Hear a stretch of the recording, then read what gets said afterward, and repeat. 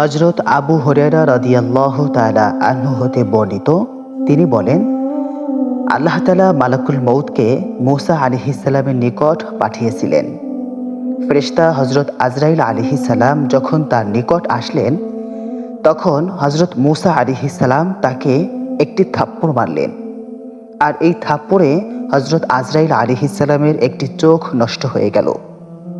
তখন ফেরেশতা হযরত আজরাইল আলাইহিস সালাম তার রবের নিকট ফিরে গেলেন এবং বললেন, আপনি আমাকে এমন এক বান্দার নিকট পাঠিয়েছেন যে মরতে চায় না। আল্লাহ তাআলা বললেন, তুমি তার নিকট আবার ফিরে যাও এবং তাকে বলো সে যেন তার একটি হাত একটি গরুর পিঠে রাখে। তার হাত যতগুলো পশম ঢাকবে তার প্রতিটি পশমের বদলে তাকে 1 বছর করে জীবন দেওয়া হবে। এই সংবাদ শুনে মূসা আলাইহিস সালাম বললেন, হে রব, অতঃপর আমার কি হবে? আল্লাহ তাআলা বললেন, অতঃপর তোমার মৃত্যু হবে। মূসা আলাইহিস সালাম বললেন, তাহলে সেই মৃত্যু এখনই হোক।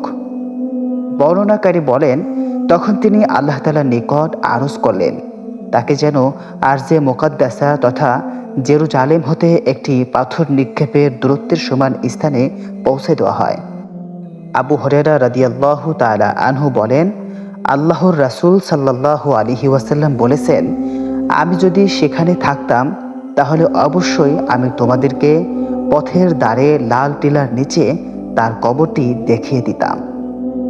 প্রিয় বন্ধুরা, এই ছোট্ট ঘটনা থেকে গুরুত্বপূর্ণ একটি শিক্ষা নেওয়া যেতে পারে, আর তা হলো আমাদের প্রত্যেকের জন্য মৃত্যু চিরসত্য ও অনিবার্য।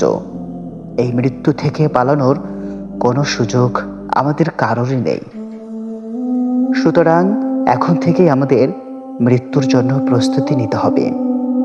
আল্লাহ তাআলা আমাদের প্রত্যেককে তৌফিক দান করুন।